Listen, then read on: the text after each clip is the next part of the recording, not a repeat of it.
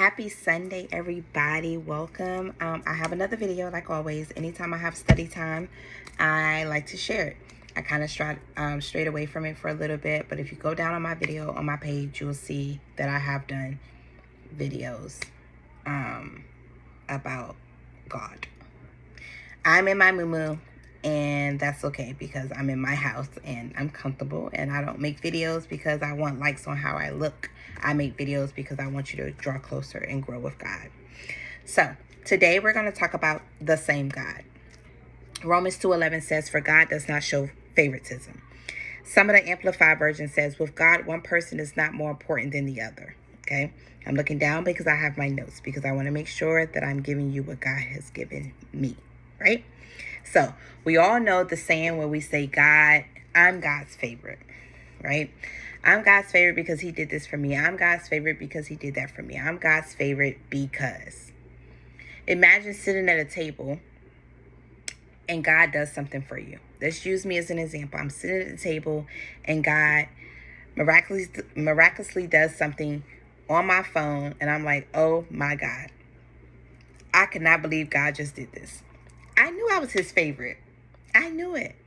Then you have someone sitting across from you at the table that's been waiting on God to do some things for them, and God hasn't done it yet. And you over there like, yes, God, I'm his favorite, clock it, all this other extra stuff that we be out here doing, right? But that person is like now going deeper into depression because they've been asking God to do some things for them, and he has not done it yet. I want to break it to you that God does not have favorites. Now, we all are guilty. It's funny. It's cute. We love to say it. I've said it all the time. My husband prayed for me one time because I was mad at him, and he said, you see your favorite over there acting like... He's said it before too. But in reality, God does not have a favorite. The Bible tells us, and the Bible is nothing but the truth, right? For God does not show favoritism. He don't have a favorite, right? He loves all of us. And the same God that can do it for me is the same God that can do it for you. And so that's what I want to touch on with you today. A short video just to let you know that God can do it for you just like he can do it for me, okay? He might not do it in the timing that he did it for me or someone else. And he might not do it in the same way. But the same God that did it for me can do it for you. Okay? Hebrews 13:8 says that God is the same yesterday, today, and forever. So he's not a God that can change. He's not a God that says, oh, I did it for them, and now I'm done. We got to stop looking at God as if he's retired. Okay, after the book of Revelations, he said, I'm retired. I'm putting my 2 weeks notice and I'm gone. I'm going to go on somebody's beach and I'm going to go chill. That's not God. God is eternal. He can't retire. And so we have to stop acting like he's retired. He's the same. He's still here. He's still doing miracles. He's still doing signs and wonders. He's doing all of those things. He's still delivering people. He's still saving people. He's still doing it. He's still miraculously showing up in people's lives, right? He just might not be doing it the way and in the timing that he's done it for someone else. Me, little me, who was deep in depression, who used to sit in her bathroom and cry over people, who didn't know where the next amount of money was coming from for a bill, for rent, for food, whatever it was in my life. Okay. When I used to go get cars, I used to have to go get cars from the buy here, pay here places, and then they'll break down. I'm like, God, I just want a car that I don't have to worry about anymore. God, I just want to live somewhere that's nice. I don't want to live in a neighborhood that ain't so good for my children. I want to live in a nice neighborhood. I want to live in a nice house, But I used to see it happening for people. And I never seen it happening for me in that moment. But I would see it happening for people. And I would say, what about me? And I realized that it was something that I had to do. And this is just me being honest. I had to draw closer to God.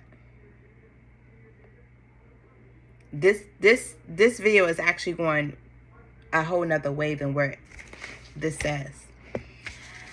I realized that I had to draw closer to God. I don't know what anybody else's relationship was like when God did what he did for them. All I know is if God could do it for them, he could do it for me. But for me, I had to draw closer to God. For me, I had to have a little more faith. For me, I had to pray. For me, I had to fast. For me, I had to go to church. For me, I had to stop drinking. For me, I had to stop partying. The same God that did it for them can do it for me. So now I'm telling you, the same God that did it for me can do it for you. Let's talk a little bit about what he's done. The girl that was deep in her depression sitting in the bathroom floor no longer is depressed. The one that used to cry over relationships and beg God to bring back what wasn't good for her is now married to a man who loves her. The same girl that would have to go buy cars from buy here, pay here places, and they break down and you ain't got no money to fix them. I got to ask my daddy to fix the car and we rig it up just enough for me to drive it. Has a brand new car sitting in her driveway.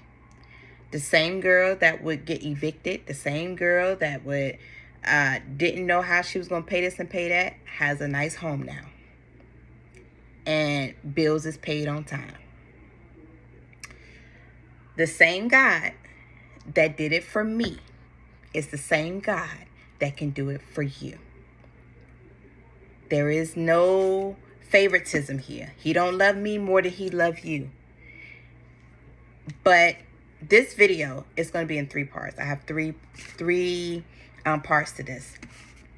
But I'm here to tell you that the same God that did it for me, like I'm going to keep telling you that, because the thing about it is you already have the promise.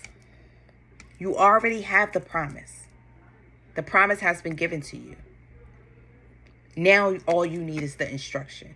Now all you need is the obedience. So the same God that did it for me, I had to get the instruction. I had to be obedient. And the instruction wasn't to go out here and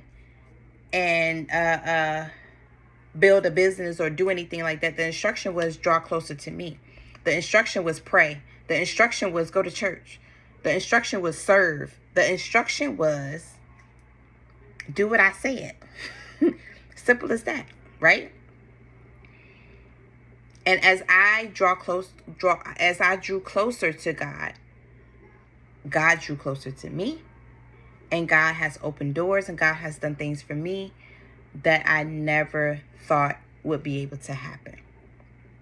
And so I wanted to leave you with that. I wanted you to know that the same God that can do it for me is the same God that can do it for you. We came from Romans 2:11 and Hebrews 13:8.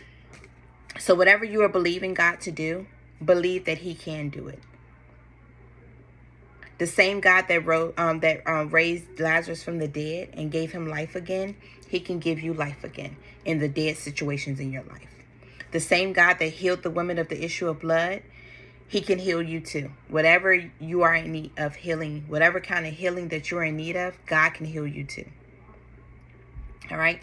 The same God that provided food for all them people. What that wasn't enough food? What was it, 2 fish and 5 loaves of bread? That ain't enough. But God did it, right? To us, it ain't enough food. But God made it happen. So, and the Bible tells us not to worry about what we're going to eat and what we're going to wear. God is your provider. He's got you. So why are you worried? Why are you thinking that he can't do it for you if he did it for them? He can do it for you. But you might just have to do what it is that he needs you to do. You got to have your faith. But guess what? Faith without works is dead. So therefore, now you got to put in some work. And that work just might be pray more. The work just might be read your Bible every day. It might just be, I'm going to need you to fast for 3 days.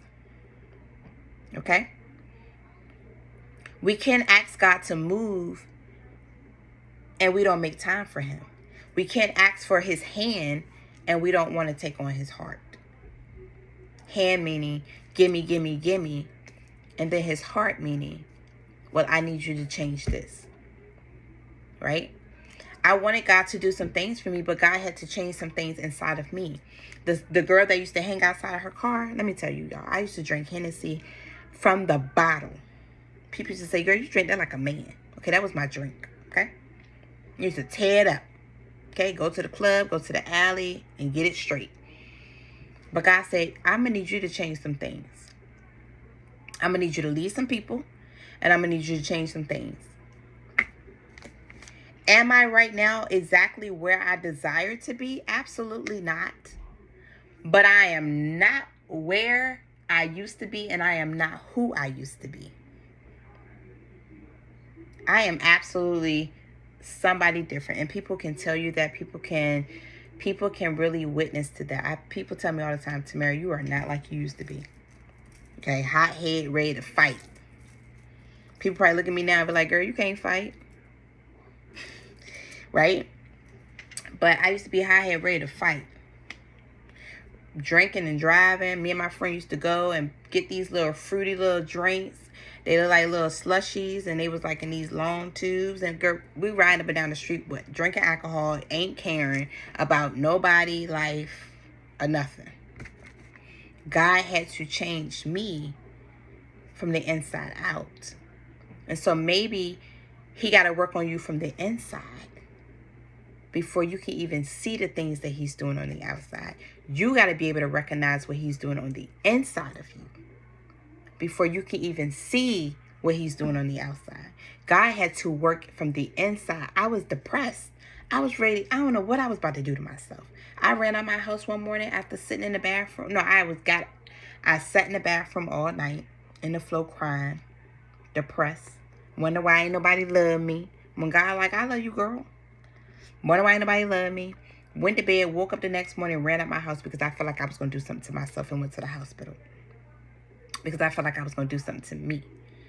Because I was just that low in depression. I was just that low in anxiety and just needing, I was deep in. So God had to change me from the inside. See, all we want, oh my God, all we want is the stuff out here. We want the material stuff, the stuff we can touch. We want those things. But none of that matters if you don't fix what's inside of you. So the same God that can get you a new car, the same God that can get you a new house, the same God that can heal your body, the same God that can do all those things, it's the same God that can take you out of depression. It's the same God that can heal your mental, the same God that can fix you emotionally, the same God that can make you be at so much peace that when he do give you what you ask for, you gotta be like, you sure? Because I used to think that I was never going to be in a relationship again. I never thought that I was going to get married. None of that. And when my husband came along, I looked at him like, you ain't about to mess up this piece that God gave me. I don't know yet. You ain't about to mess up this. Right? And so it's not the same God that can just give you material things, but the same God that can fix somebody else mentally, the same God that can take somebody out of depression, the same God that can take somebody out of anxiety and all of those things that's internal, is the same God that can do it for you. So ask yourself what is it that I am looking for God to do for me? What am I believing God to do for me? Ask those questions to yourself. And remember, read your Bible. Look at all the things that God has done for people. This is the same God. He's not retired. He can do it for you too. Open your book. Go on Google and say, Google, give me some parables of when God has healed people. Give me parables of when God has provided for someone. Give me whatever that may look like in your life, whatever story that you need about where you are in life. Look at it in the Bible. And don't read the miracle in the Bible as if, oh, he did that for them. Read it as a reminder of who he is to you as well. If you're going to read up about the woman in the issue of blood and how he healed her, how he healed, I want to say it was, I don't know whose son it was, but the little boy that was dead. When he healed, when he brought Lazarus back to life, you look at those, God can heal people. So if he can heal them, then he can heal me. Right? The woman with her sons and her husband was deceased, and he owed debt, and they were going to come get her sons, and they said, what do you have in your home? And she had some oil, and she packed that oil up in some containers, and she sold that oil, and guess what? She was able to pay the debt and live off of it. God can provide for you, but you need the instruction. And in order to get the instruction, in order to get what it is that you need to do, in order to receive what it is that you need to be obedient to, you got to spend time with God. So don't look at it as if God has left you. God don't love you. God ain't listening to you, and you ain't God's favorite. Don't look at none of that, because he don't have favorites. Romans 2:11 said. But maybe you have to sit back and you have to look at yourself and say, what you have to reevaluate yourself. Let's put it that way. If you look at Matthew 17:20-21 Matthew 17:19-21, and we're going to dive into that in part 2 of the video. If you look at that at that scripture, the disciples never said that the demon or whatever it was too hard, or the mountain was too hard or too strong. What they said was, why can't we cast it out? So sometimes you have to evaluate yourself. Why can't I see God do anything in my life that he's doing in other people's life? Why don't I see it happening? You have to evaluate yourself. It's not God. The answer to your question is never the fact that God changed, because he don't change.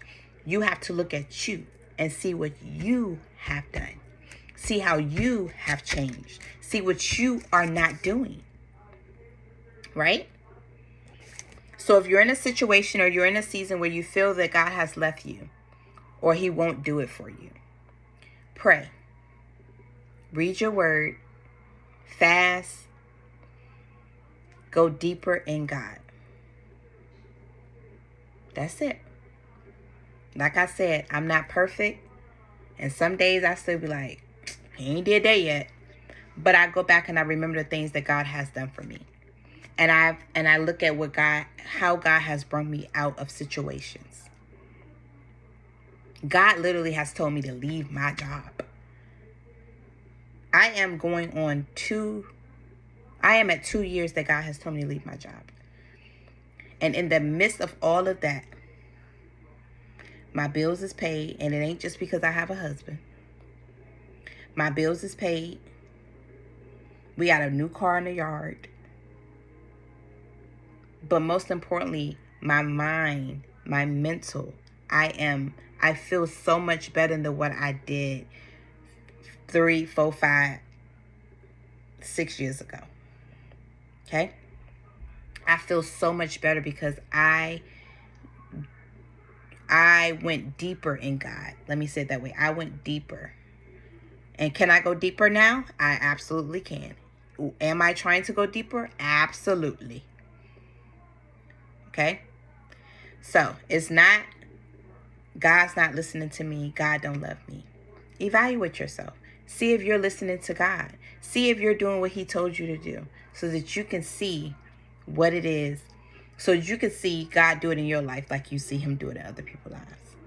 That's it. I hope that y'all got it the same way that I received it. I'm telling y'all, the way what's in my notes is not even close to what I said today. God just took me another way, and I'm thankful for that. And I always let God do what he got to do. He always gonna get the glory and everything. And so I hope that y'all received this message the way that I received it from the Lord, and I pray that it helps somebody. This is part 1. Tomorrow there will be a part 2, and then we're gonna have a part 3 of this little series. I don't even know the name of it because I'm just letting God go with it. But I thank y'all for watching. I hope that you share it with others that could possibly use it if you feel that it's not for you. I love you all. Y'all have an amazing night, and I will talk to y'all later. Bye.